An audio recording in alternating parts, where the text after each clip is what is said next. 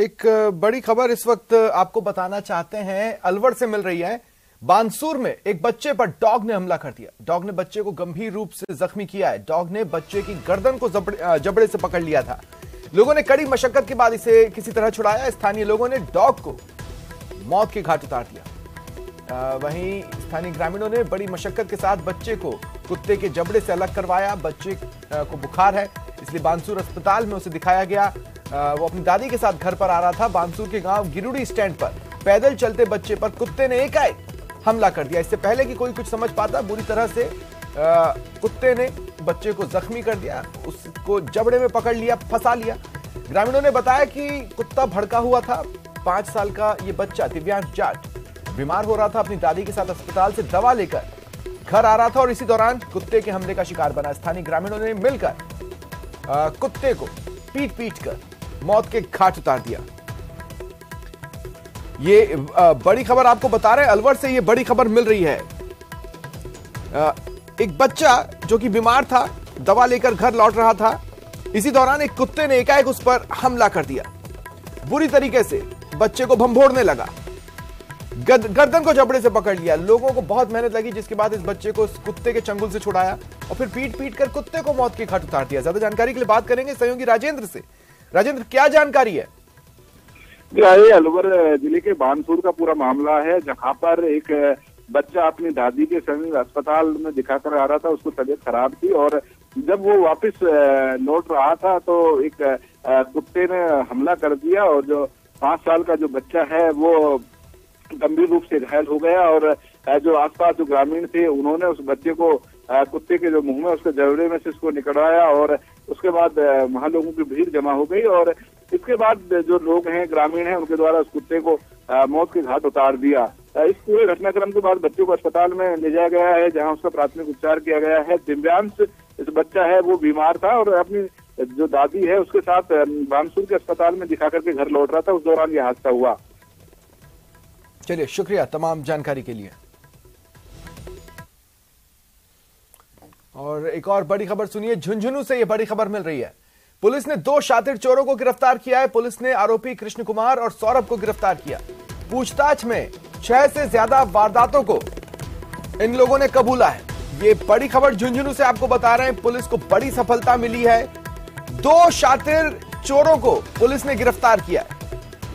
इनके नाम है कृष्ण कुमार और सौरभ, जिन्हें गिरफ्तार किया गया। इनसे जैसे ही पूछताछ शुरू हुई, इन्होंने राज उगलना शुरू कर दिए। 6 से ज्यादा चोरी की वारदातों में अपना हाथ होना इन्होंने अब तक कबूला है।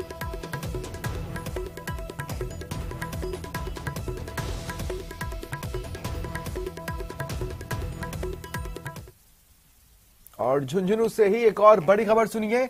चनाना पुलिस ने अवैध शराब के खिलाफ बड़ी कार्रवाई की है। अवैध शराब बेचते एक आरोपी को गिरफ्तार किया। पुलिस ने अवैध शराब भी जब्त की है। निजामपुरा गांव में यह कार्रवाई की गई। अवैध शराब पर नकेल कसी गई है झुंझुनू पुलिस द्वारा। एक और बड़ी सफलता झुंझुनू पुलिस को मिली है। चनाना पुलिस ने अवैध शराब बेचते एक आरोपी को गिरफ्तार किया है। पुलिस ने उससे अवैध शराब को भी जब्त किया है। निजामपुरा गांव में चनाना पुलिस ने इस कार्रवाई को अंजाम दिया। फिलहाल जो ये आरोपी है जो अवैध शराब बेच रहा था, उससे पूछताछ की जा रही है।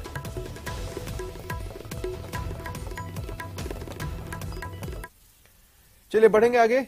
जयपुर से ये खबर है, राइट टू हेल्थ बिल का लगातार विरोध चल रहा है। स्टेट जॉइंट एक्शन कमेटी ने बंद का ऐलान किया है। आज से कल तक बंद का ऐलान है। चिकित्सा संस्थान, डॉक्टर्स जो हैं उनसे जुड़े हुए, वो राजधानी जयपुर में प्रदर्शन कर रहे हैं। और इस बीच डॉक्टर्स को इंडियन फार्मासिस्ट एसोसिएशन ने भी उनके आंदोलन में अपना समर्थन दिया है।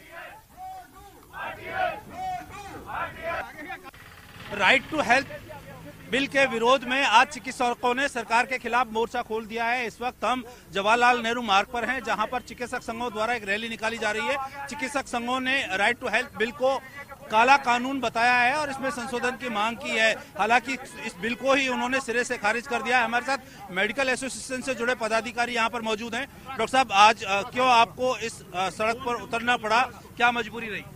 मजबूरी यही रही कि कदाचित सरकार ने हमारी सुनी नहीं। जब से ये बिल का जो प्रावधान सरकार ने रखा है, तब से इंडियन मेडिकल एसोसिएशन और समस्त चिकित्सक संगठन सरकार को गाय बेगाय ये भेजते रहे हैं, हर तरह से मेल पे और हर तरह से उनको सेंसिटाइज करने की कोशिश की है कि ये जो आप ला रहे हैं इसका प्रारूप कदाचित बिल्कुल ही अनुचित है, पर वो नहीं सुना आज, इसलिए हमको इस रूप में आना पड़ा। प्रारूप क्या होना चाहिए आपके अनुसार? आपने कोई खाका सरकार को दिया, ब्लूप्रिंट दिया आपने? हमने बिल्कुल, हमारे को जब चिकित्सा वर्ग के कई सदस्यों को, जिसमें मैं भी था, हमको जब आमंत्रित किया था एक प्रवर समिति के गठन के एक दिन पहले ही हमको बुलाया गया था, पहली बार, आज से करीब 1 महीना पहले। उससे पहले कोई कार्रवाई सरकार ने नहीं करी थी। फिर जब देखा कि चिकित्सक काफी आक्रोशित हो रहे हैं तो उन्होंने बुलाया।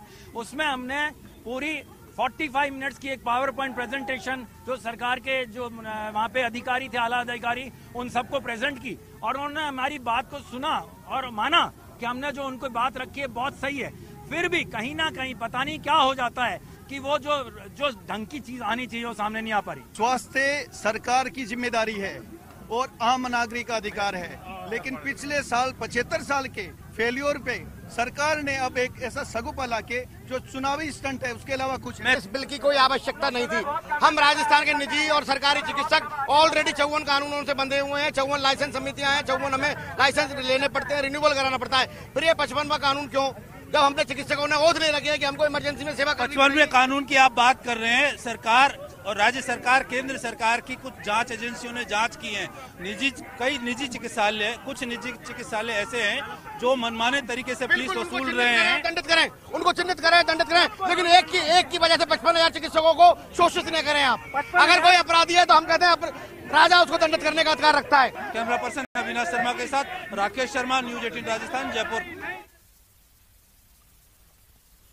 और देखिए, प्रदेश भर में डॉक्टर्स ने सड़कों पर उतरकर अपना विरोध दर्ज कराया है। इसी कड़ी में सीकर से, हनुमानगढ़ से, उदयपुर, टोंक और कोटपुतली से ये 5 तस्वीरें आपके टीवी स्क्रीन पर, जहां डॉक्टर्स इकट्ठा हुए और प्रदर्शन करते नजर आए। साथ ही अब आप देख रहे हैं जयपुर, अलवर, कोटा और झुंझुनू की तस्वीरें।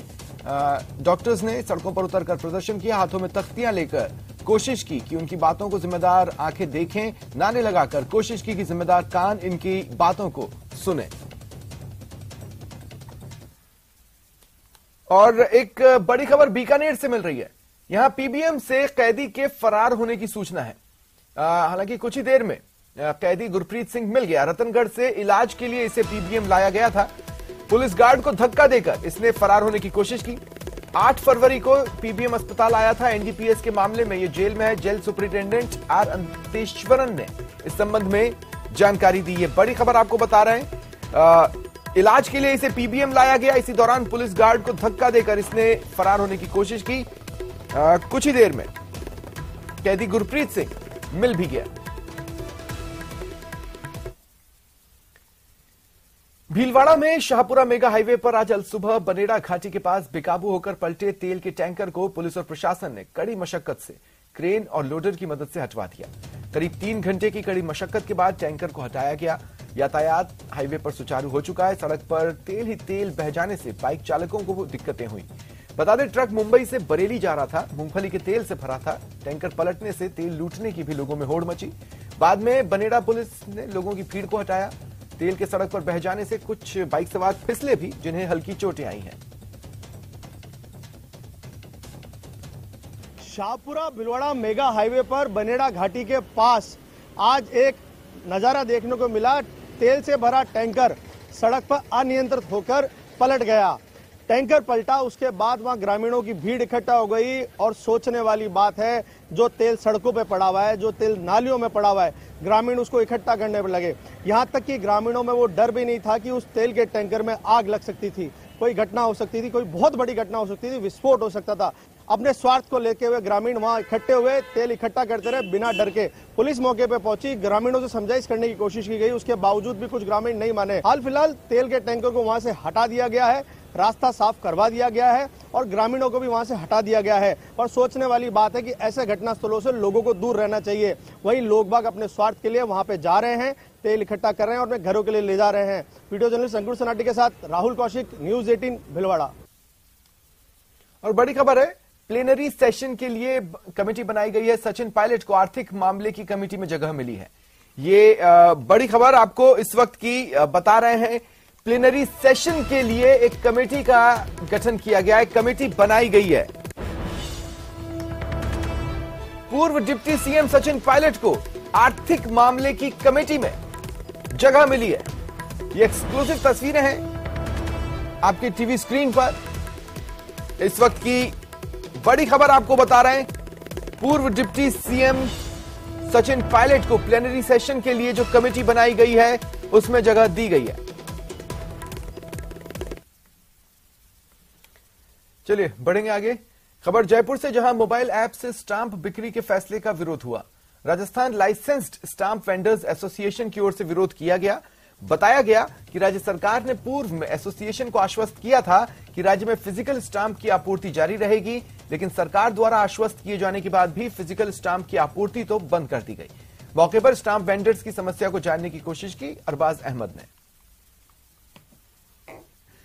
राजस्थान में स्टाम्प की बिक्री मोबाइल ऐप के जरिए करने के राज्य सरकार के फैसले के बाद में राजस्थान के तमाम जो स्टाम्प वेंडर्स हैं वो इसके विरोध में उतर गए हैं। राजधानी जयपुर में जो स्टाम्प वेंडर्स की राजस्थान की एसोसिएशन है उसने विरोध प्रकट किया है। बातचीत करते हैं, क्या आप विरोध कर रहे हैं और क्यों कर रहे हैं? हम विरोध इसलिए कर रहे हैं कि ये एक संस्था विशेष स्टॉक होल्डिंग कंपनी जो कि अब तक नहीं चल पाई, उसने सारे प्रयास किए, राज्य का खजाना लुटवाया और वो भी सैकड़ों लाख रुपए लुटाने के बाद में नहीं चली, तो सरकार ने ये फैसला लिया कि ये स्टैंप वेंडर जो है स्टैंप मोबाइल ऐप के द्वारा बेचें। इस प्रक्रिया में लगभग 20 से 25 मिनट एक व्यक्ति के अंदर उसमें लगता है, जो कि 4 जिलों में राजस्थान में शुरू किया गया। सीकर, हनुमानगढ़, उदयपुर और जोधपुर। इसको पायलट प्रोजेक्ट का नाम दिया गया। वो पायलट प्रोजेक्ट पूरी तरह से फेल नजर होता हुआ आया क्योंकि संसाधन उपलब्ध नहीं है। राजस्थान में लगभग स्टाम्प वेंडर जो है पूरे 20,000 हैं।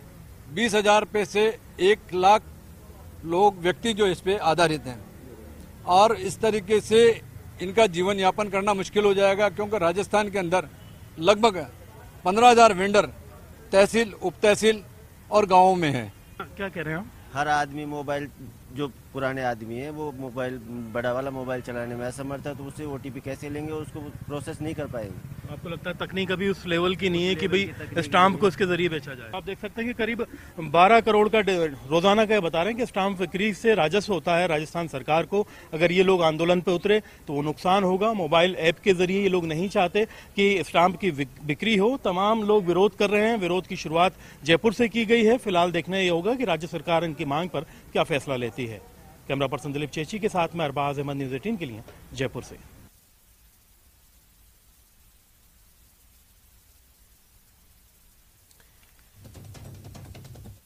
और एक बड़ी खबर आपको कोटा से बता देते हैं। बहुचर्चित अपेक्षा ग्रुप महाठगी मामले से जुड़ी ये बड़ी खबर है। कोर्ट ने आरोपी को 2 दिन की पुलिस रिमांड पर भेजा है।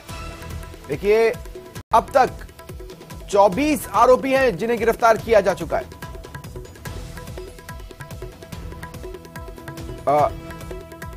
12 का रहने वाला इनामी आरोपी डायरेक्टर लोकेश नागर को कल गिरफ्तार किया गया था। इस मामले में अब तक 24 आरोपी गिरफ्तार हुए हैं।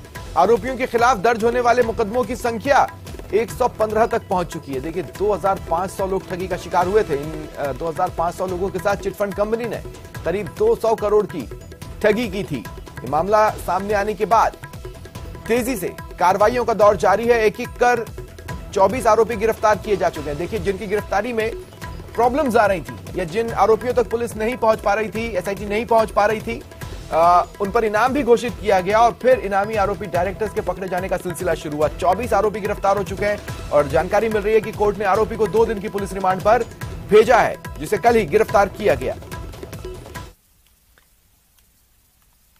खबर भीलवाड़ा से है। Shahpura Bhilwara mega highway road पर तेल का एक टैंकर अनियंत्रित होकर पलट गया। भारी मात्रा में तेल सड़क पर बहा, जिसे लूटने की लोगों में होड़ लग गई। पुलिस ने मौके पर पहुंचकर स्थिति संभाली।